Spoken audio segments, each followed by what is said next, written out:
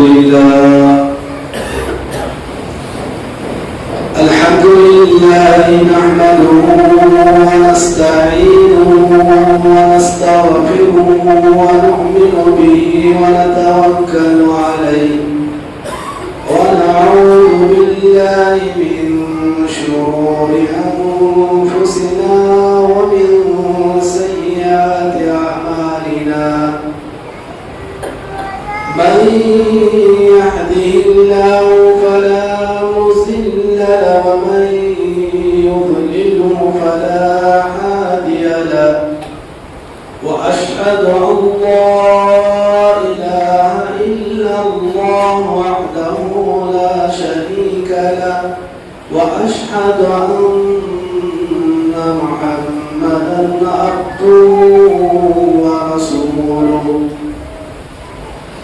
يا أيها الذين آمنوا اتقوا الله حق تقاته ولا تموتن إلا وأنتم مسلمون يا أيها الناس اتقوا ربكم الذي خلقكم من نفس واحدة وخلق منها زوجها وبث منهما رجالا كثيرا ونساء واتقوا الله الذي تساءلون به والأرحام إن الله كان عليكم رقيبا يا أيها الذين آمنوا اتقوا الله وقولوا قولا سديدا يصلح لكم أعمالكم ويغفر لكم ذنوبكم ومن يطع الله ورسوله فقد فاز فوزا عظيما أما بعد فإن خير الحديث كتاب الله وخير الهدي هدي محمد صلى الله عليه وسلم وشر الأمور محدثاتها وكل محدثة بدعة وكل بدعة ضلالة وكل ضلالة في النار أعوذ بالله السميع العليم من الشيطان الرجيم بسم الله الرحمن الرحيم شهر رمضان الذي أنزل فيه القرآن هدى للناس وبينات من الهدى والفرقان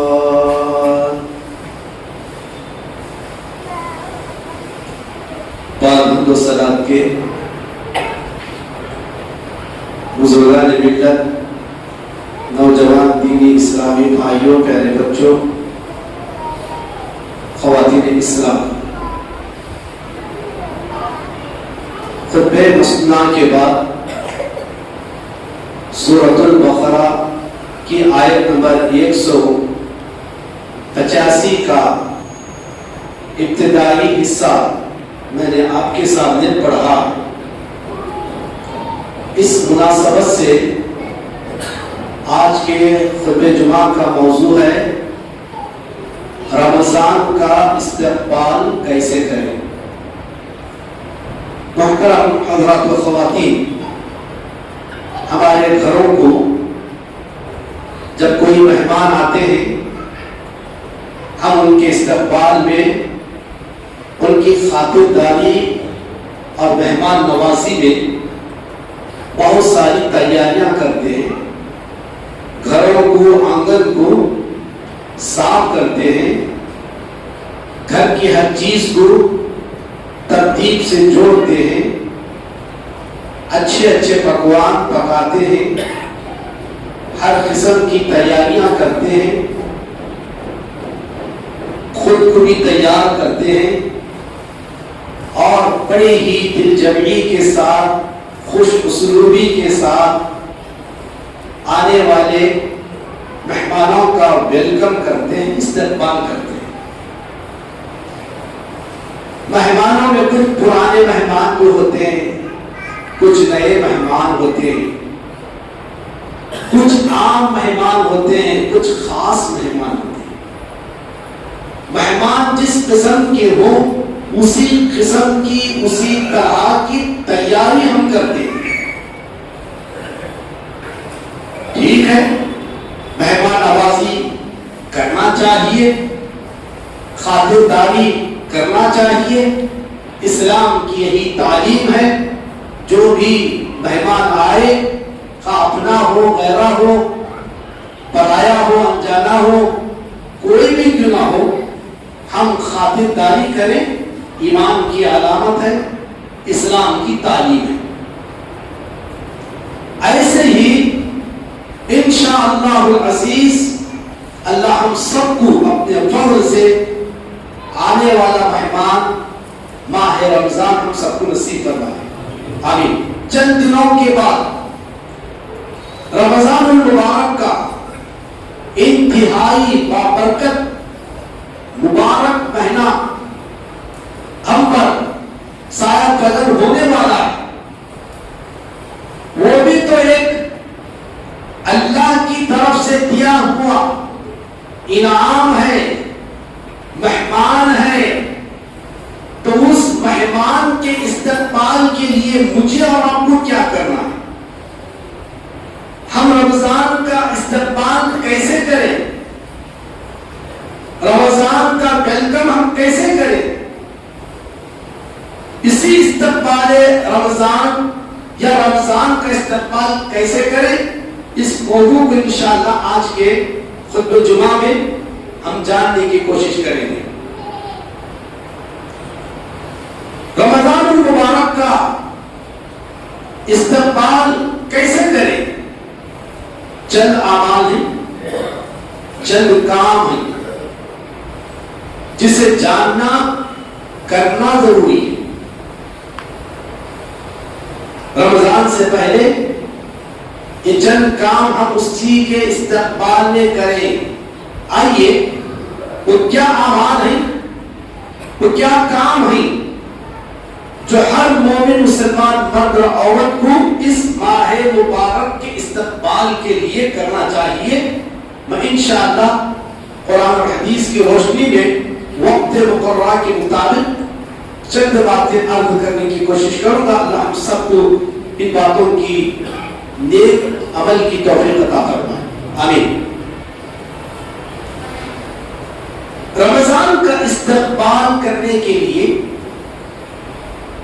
رمضان کو پانے کے لیے مجھے اور آپ کو خوب دعائیں کرنا ہے، خوب دعائیں کرنا ہے. صرف ماہ رمضان کو پانے کے لیے 12 یا 13 دن رہ گئے ہیں. انشاءاللہ رمضان کے ہم بالکل قریب ہیں، رمضان میں داخل ہونے والے ہیں. دعا کریں کہ اللہ ہم سب کو صحت و عافیت کے ساتھ رمضان نصیب فرمائے. تو رمضان کو پانے کی دعائیں ہمیں کرنا چاہیے. اسلاف کے تعلق سے آتا ہے. اسلاف رمضان کو پانے کے لیے 6 مہینے پہلے سے دعا کرتے. 6 مہینے پہلے سے صرف رمضان کو پانے کی دعائیں کرتے تھے، اور رمضان گزرنے کے بعد اس ماہ رمضان کی عبادتوں اور نیکیوں کی قبولیت کے لیے 6 مہینے دعا کرتے ہیں.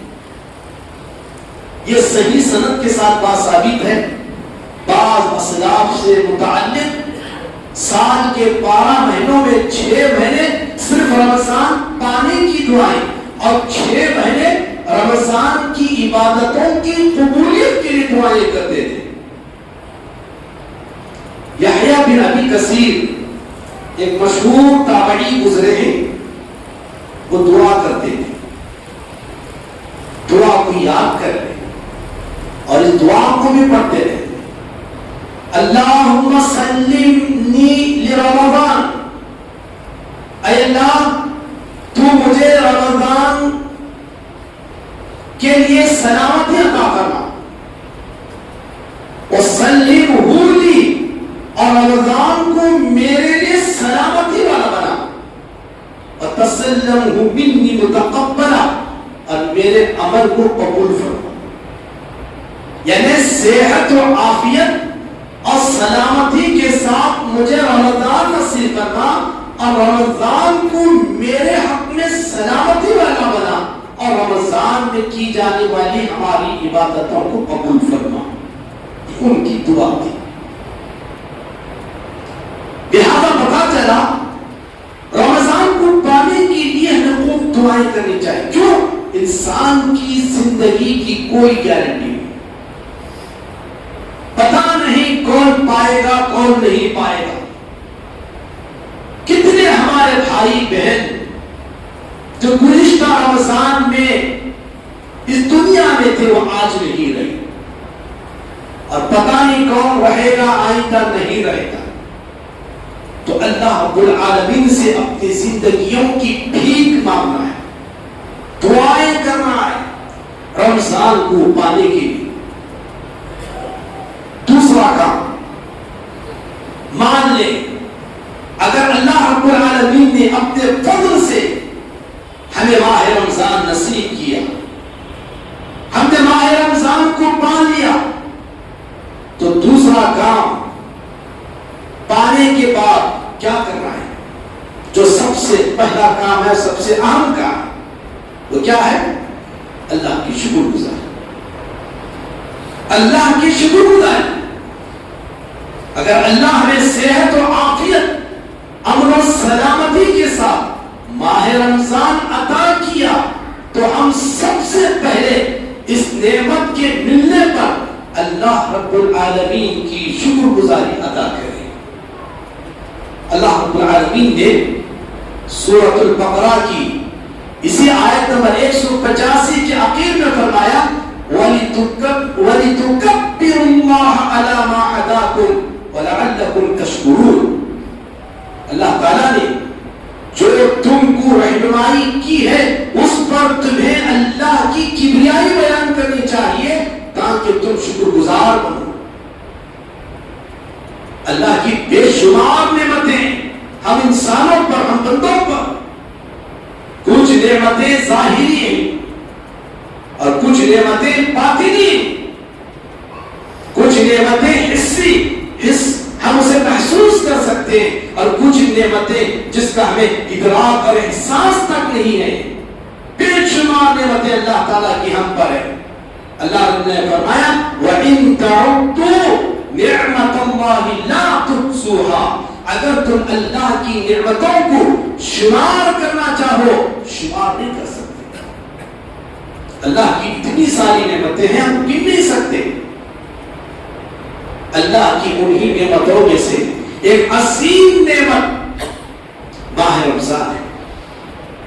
اگر ایمان اور اسلام کی حالت میں، صحت و عافیت کی حالت میں یہ ماہ رمضان اگر ملا اور اس میں اس کی قدر کرنے کی اور عبادت کرنے کی توفیق میں ہم کو ملی، یہ اور بھی بڑی نعمت ہے.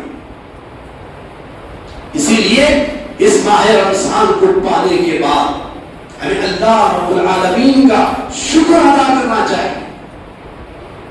یہ شکر اللہ کی توفیق کے بغیر حاصل نہیں ہو سکتی. شکر ادا کرنے کی بھی توفیق اللہ سے مانگنی چاہیے. ہم اتنے محتاج ہیں، ہم اتنے مجبور ہیں، ہم اپنے طور سے نہ صبر کر سکتے ہیں، نہ شکر کر سکتے ہیں، نہ کوئی نیکی کا کام کر سکتے ہیں، نہ ہم کسی بدی اور برائی توفیق اور اس کی ہدایت نصیب نہ ہو. شکر کرنا ہو تو شکر بھی ہم نہیں کر سکتے تا وقت دے کے اللہ کی توفیق نصیب نہ ہو. اور اس شکر گزاری کے لیے اللہ سے بھیک مانگنی ہے, توفیق مانگنی. ایک صحابی ہیں, بڑے مشہور صحابی, معاذ بن جبل رضی اللہ تعالی عنہ, بیان کرتے ہیں, ابن ماجہ کی صحیح حدیث ہے, آپ صلی اللہ علیہ وسلم نے ایک مرتبہ میرا ہاتھ پکڑا اور کہا والذی نفس بمحمد, اس ذات کی قسم جس کے ہاتھ میں محمد صلی اللہ علیہ وسلم کی یعنی میری جان ہے. اس کے بعد کہا واللہ انی لاحبک, اللہ کی قسم میں تم سے محبت کرتا ہوں. آپ نے معاذ بن جبل رضی اللہ تعالیٰ عنہ کا ہاتھ پکڑا اور اپنی محبت کا اظہار کیا, اور اظہار وہ بھی اللہ کی قسم کے ساتھ کہا کہ اللہ کی قسم میں تم سے محبت کرتا ہوں, اور کہا ایک نصیحت کرتا ہوں, ہر فرض نماز کے بعد یہ دعا پڑھنا کبھی نہ چھوڑنا. یعنی ہر فرض نماز کے بعد یہ دعا پڑھتے رہنا. یہ دعا آپ نے معاذ بن جبل رضی اللہ عنہ سکھائی, خود آپ بھی پڑھتے تھے, ہم بھی پڑھتے ہیں, آپ بھی پڑھتے ہیں, پڑھنا چاہیے. ہر فرض نماز کے بعد کے اذکار میں, دعاؤں میں یہ دعا شامل ہے, ربی اعنی علی ذکرک و شکرک و حسن عبادتک. اے اللہ تیرا ذکر, تیرا شکر کرنے کی میری مدد کرو, اور تیری اچھی عبادت کرنے کی. یہاں تین چیزوں کے لیے اللہ سے توفیق مانگی جا رہی ہے, ذکر, شکر اور اچھی عبادت کرنے کے لیے اللہ سے توفیق مانگی جا رہی ہے. اس سے پتا چلا کہ یہ بھی اللہ کی توفیق ہے.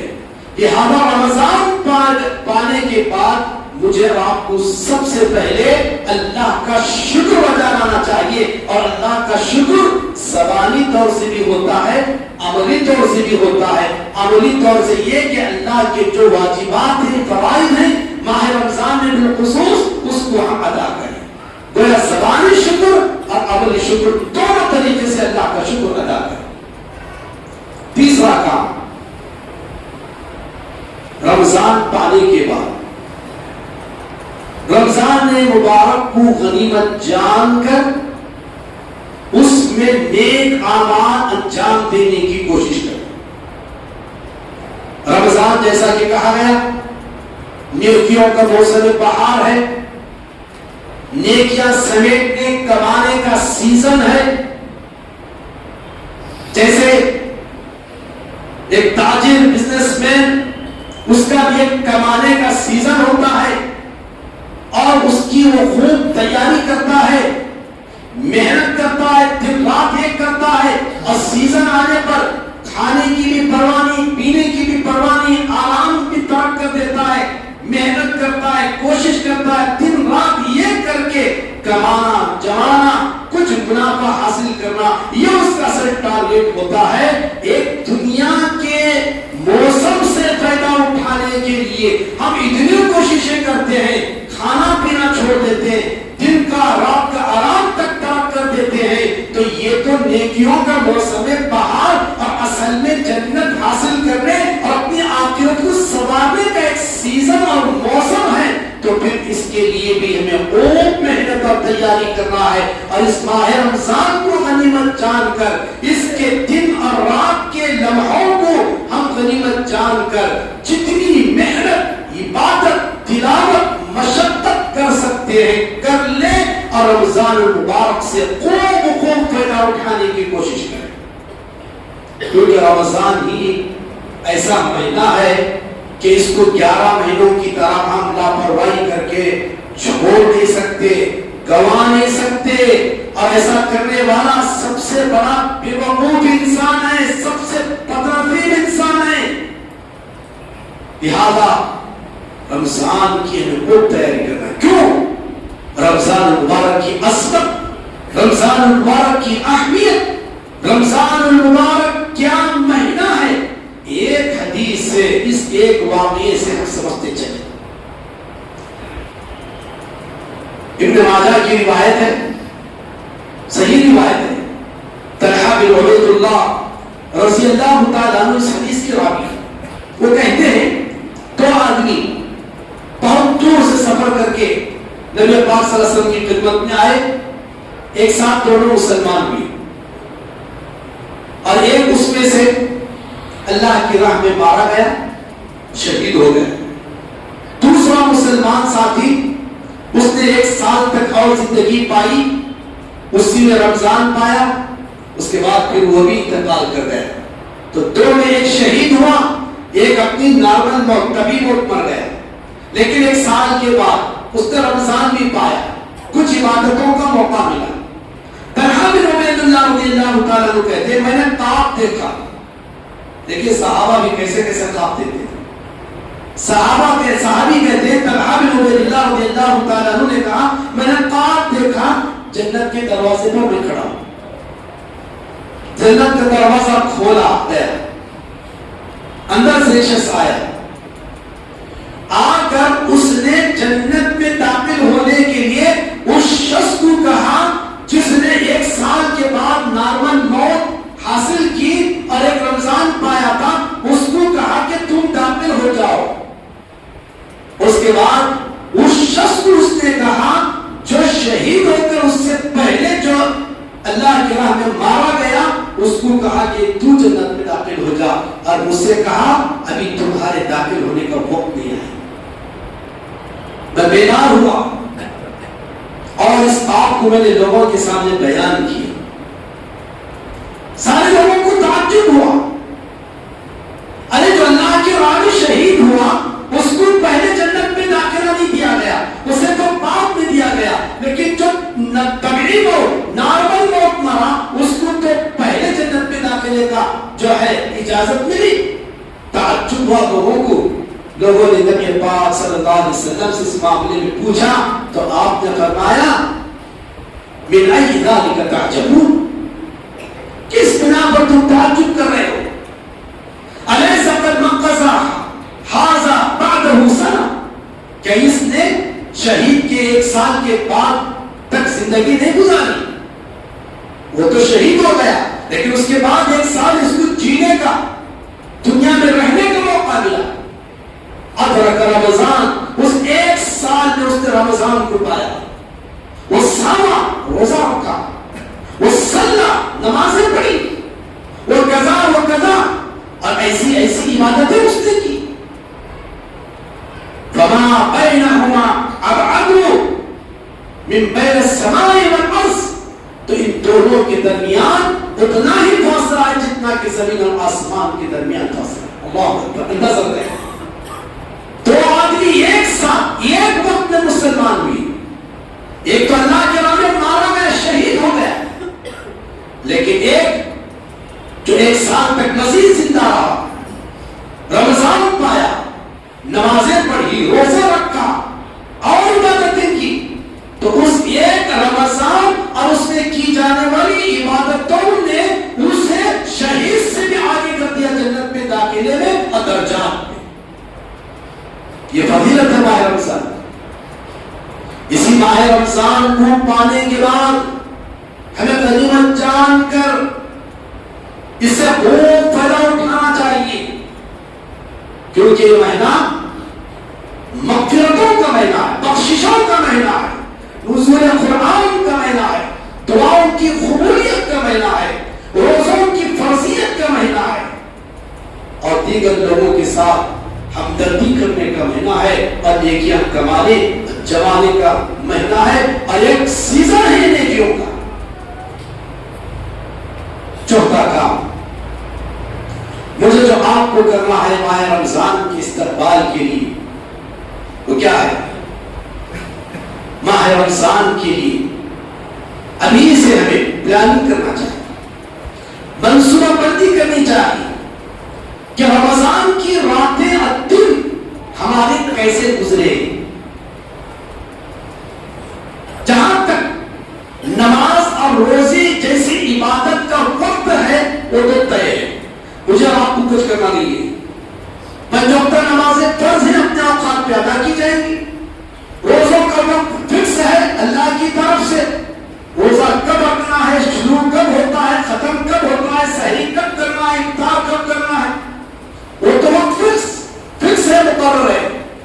لیکن تلاوت کے لیے، نفل نمازوں کے لیے، نفل عبادات کے لیے، صدقہ و خیرات کے لیے، آرام کرنے کے لیے، کمانے کے لیے، دکان مکان آفس بندی کے لیے، کلوی کے لیے اور دیگر ضروریات کے لیے ہمیں ابھی سے وقت ترتیب بنانا ہے، شیڈول تیار کرنا ہے، نظام الاوقات کو ترتیب دینا ہے۔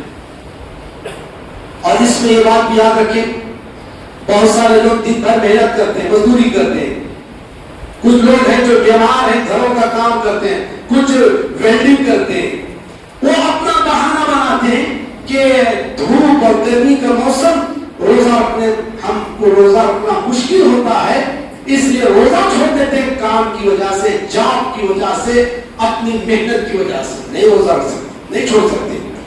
روزہ چھوڑنے کا یہ شرعی عذر نہیں ہے، یہ شرعی عذر ہرگز نہیں ہو سکتا۔ تو کیا کریں؟ کریں یہ ڈیوٹی کم کر لیں، فل ڈیوٹی کی جگہ ہاف ڈے کریں، صبح فجر کی نماز سے ظہر تک کام کر لیں اپنا، ظہر کے بعد سے پھر نماز کے لیے اور دیگر کام کاج اور عبادات کے لیے وقت رکھ لیں، جہاں 24 گھنٹے کا وقت ہے وہ کم کریں، لیکن اسے عذر بنا کر ہم روزہ چھوڑ نہیں سکتے۔ تو ہر کام کے لیے ہمیں ماہ رمضان میں ایک ایک لمحہ، ایک ایک سیکنڈ صحیح طریقے سے گزرے، اس کے لیے ابھی سے شیڈول بنانا، پلاننگ کرنا ہے، اوقات کو مرتب دینا۔ یہ ایک کام ہے جو بہت اہم کام ہے، یہ چوتھا کام۔ پانچواں کام رمضان کے استقبال کے لیے کرنا ہے، وہ ہے رمضان کے احکام و مسائل، خصوصاً روزے کے مسائل، فضائل ہم سیکھ لیں، پہلے سے سیکھ لیں، جان لیں، معلوم کر لیں۔ یاد رکھیے، عمل کرنے کے لیے علم ضروری ہے، آپ بغیر علم کے عمل کر ہی نہیں سکتے۔ عمل کے لیے علم ضروری ہے، اور علم کے مطابق جو عمل کیا جاتا ہے وہ صحیح طریقے سے کیا جاتا ہے، ورنہ علم نہ ہو تو پھر عمل بیکار ہے۔ اسی لیے اللہ کے نبی صلی اللہ علیہ وسلم نے فرمایا طلب العلم فریضۃ علی کل مسلم، ابن ماجہ کی صحیح روایت ہے، کتاب العلم کی روایت ہے، علم کا حاصل کرنا ہر مسلمان مرد پر فرض ہے، ہر مسلمان پر فرض ہے۔ اب عالم نہ صحیح، فاضل اور حافظ نہ صحیح، کم سے کم اپنی عملی زندگی کے لیے جو ضروری احکام، مسائل، فضائل ہو سکتے ہیں اس کو جانے۔ روزانہ 5 وقت کی نماز پڑھتے ہیں تو نماز کے مسائل ہمیں معلوم ہونا چاہیے، احکام ہمیں معلوم ہونا چاہیے۔ ابھی رمضان آ رہا ہے، رمضان کی سب سے بڑی عبادت کیا ہے؟ روزہ۔ روزہ کے مسائل ہمیں سیکھنا چاہیے، روزے کے فضائل کو ہمیں ابھی سے جاننا چاہیے۔ روزہ کن چیزوں سے ٹوٹتا ہے، کن چیزوں سے روزہ نہیں ٹوٹتا، روزے کی حالت میں کیا کرنا جائز ہے، روزے کی حالت میں کیا کرنا جائز نہیں ہے۔ مردوں کے اصل الگ مسائل ہیں، عورتوں کے کچھ الگ مسائل ہیں، مرد ہو کہ عورتیں ان تمام مسائل کو سیکھیں۔ آپ عمرہ پہ جا رہے ہیں تو عمرہ کا طریقہ مسائل سیکھ کے جائیں، آپ حج پہ جا رہے ہیں تو حج کا طریقہ سیکھ کے جائیں، آپ غسل تیمم غسل کر رہے ہیں تو غسل تیمم غسل کے مسائل طریقے کو سیکھیں۔ بغیر سیکھے علم حاصل کریں کیسے عمل کر سکتے ہیں؟ نہیں کر سکتے۔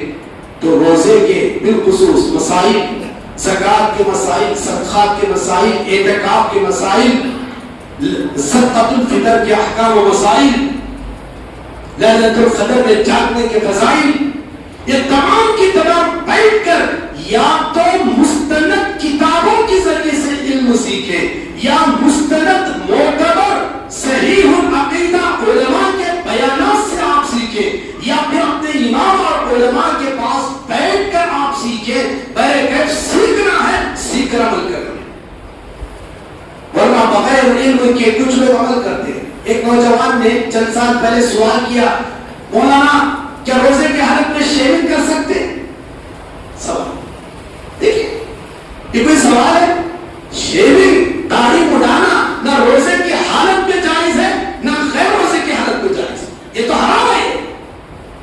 شیونگ کرنے والے کیا کرتے ہیں؟ اپنا چہرہ عورت کی طرح بنانا چاہتے ہیں، اور داڑھی بھی ہے وہ مرد بنانا چاہتے ہیں۔ شیونگ کرنے والے اپنے آپ کو عورت بنانا چاہتے ہیں، داڑھی ہے کہ جتنا مڈائیں گے اتنا آئے گی اور ان کو مرد بنانا چاہتے ہیں۔ تو نہ روزے کی حالت میں جائز ہے نہ غیر حالت میں جائز ہے شیونگ کرنا، داڑھی مڈانا۔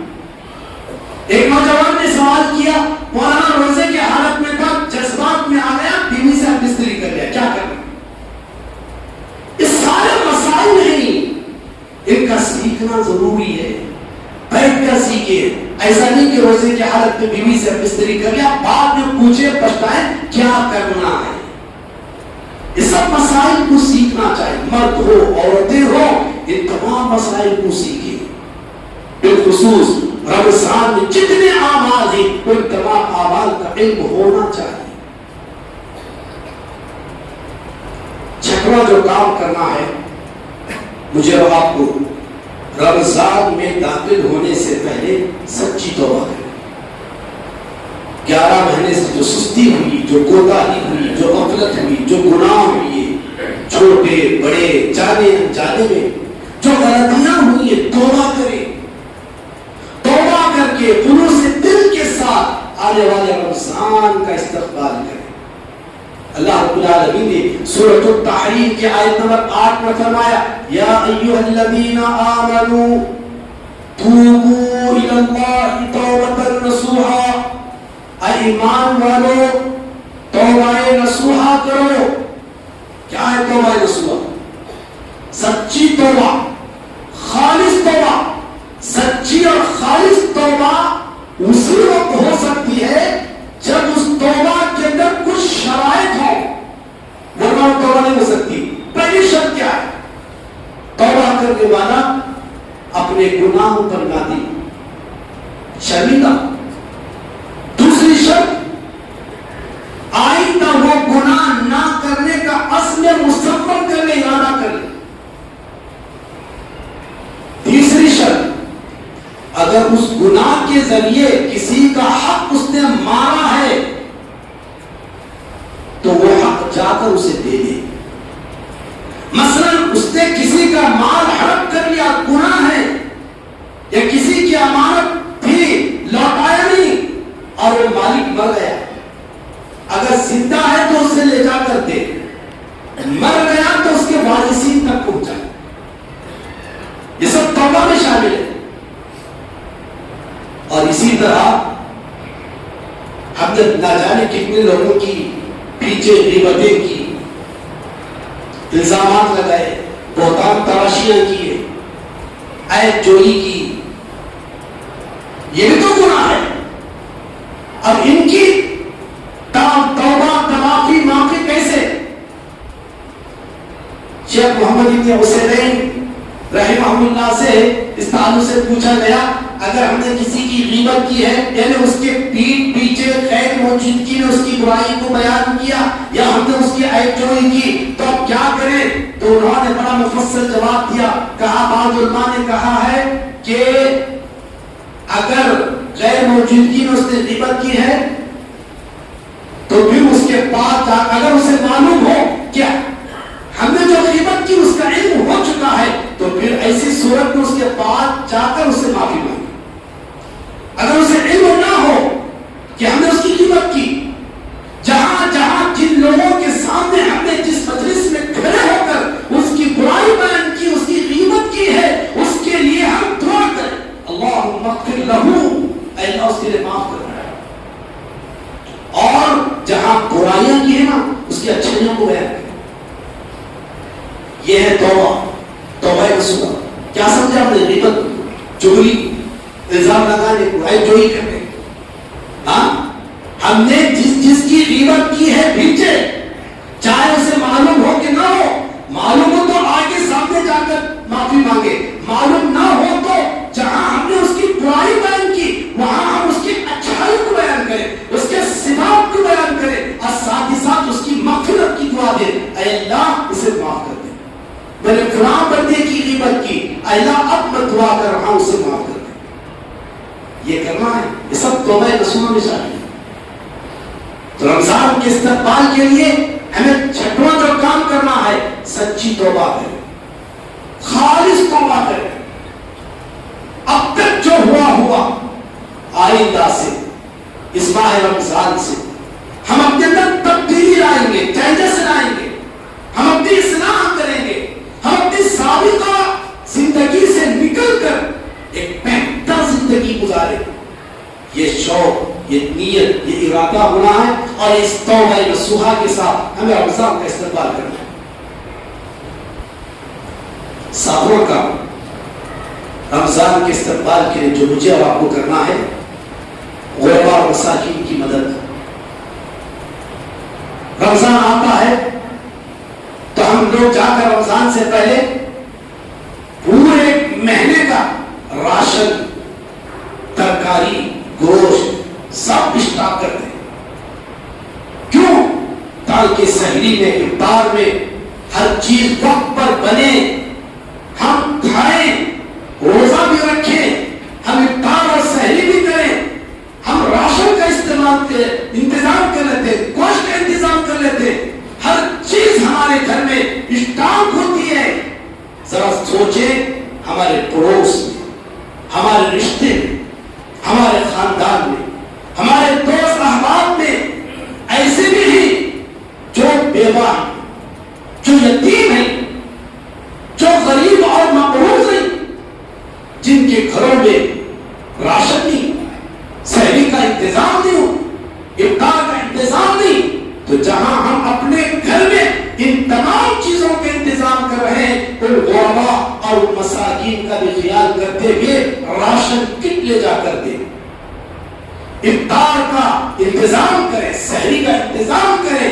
ہم اپنی حیثیت کے مطابق ایک مہینے کا نہ صحیح 10 دن کا اگر ہم راشن کا انتظام کرتے تو کریں, 15-20 دن کا کر سکتے تو کریں. پہلے کہ ہم ان غربا اور مساکین کے لیے کھانے کا, سحری کا, افطار کا, آسانی, سہولت اور خوشی کا انتظام کریں. بخاری مسلم کی حدیث, پیارے نبی صلی اللہ علیہ وسلم نے فرمایا من نفس عن مؤمن قربة من قرب الدنيا نفس الله عنه قربة من قرب يوم القيامة. جو کوئی کسی مسلمان کی دنیاوی مشکلوں اور پریشانیوں میں سے ایک مشکل اور پریشانی کو دور کرتا ہے, اللہ کل قیامت کے دن قیامت کی پریشانیوں سے اس کو دور کرے گا. آخرت اور قیامت کی پریشانیوں کے مقابلے میں دنیا کی کوئی پریشانی, کوئی مشکل بڑی نہیں ہے. ہم دنیا میں دوسروں کی مشکلوں میں کام آئیں گے, دوسروں کی تکلیفوں اور پریشانیوں کو اپنی حیثیت کے مطابق دور کریں گے. اللہ ہماری دنیا اور آخرت کی پریشانی کو دور کرے گا. وَمَنْ يَسَّرَ عَلَى مُوسِرٍ يَسَّرَ اللَّهُ عَلَيْهِ فِي الدُّنْيَا وَالْآخِرَةِ. جو کوئی کسی تنگدست پر آسانی کرے گا اللہ اس کو دنیا اور آخرت میں آسانی کرے گا. ہم چاہتے ہیں اللہ ہم پر دنیا میں بھی آسانی کرے, آخرت کی بھی آسانی کرے. تو ہم دنیا میں جتنے تنگدست ہیں ان تمام لوگوں کا خیال کریں اور ان کے لیے ہم آسانی پیدا کرنے کی کوشش کریں, چاہے راشن کے ذریعے ہو, چاہے کپڑے کے ذریعے ہو, چاہے مال کے ذریعے ہو, چاہے پیسوں کے ذریعے ہو, چاہے وقت کے ذریعے ہو, چاہے مشورے اور کسی اور طریقے کے ذریعے سے کیوں نہ ہو, آسانی پیدا کرنے کی کوشش کریں. آٹھواں کام رمضان کے استقبال کے لیے مجھے اور آپ کو جو کرنا ہے وہ ہے رمضان کی شاپنگ رمضان سے پہلے کریں. رمضان کی جو بھی شاپنگ ہے وہ رمضان کے پہلے کریں تاکہ رمضان میں ہمیں بار بار بازار جانے کی نوبت نہ آئے, ضرورت نہ آئے. مسلم کی روایت احب البلاد الى الله مساجدها وابغض البلاد الى الله اسواقها. دنیا میں سب سے بہترین خطہ مسجد اللہ کے نزدیک سب سے محبوب ہے اور سب سے بدترین جگہ اللہ کی نظر میں وہ بازار ہے. وہ بازار ہے. پتہ یہ چلا رمضان جیسے مبارک مہینوں میں اور خاص طور پر اکثر و بیشتر اگر میں کہوں تو غلط نہ ہوگا 90% مسلمان مرد, عورتیں, جوان, بچے سب کے سب ان کی شاپنگ آخری اشرے میں ہوتی. اور رمضان کا آخری اشرا جو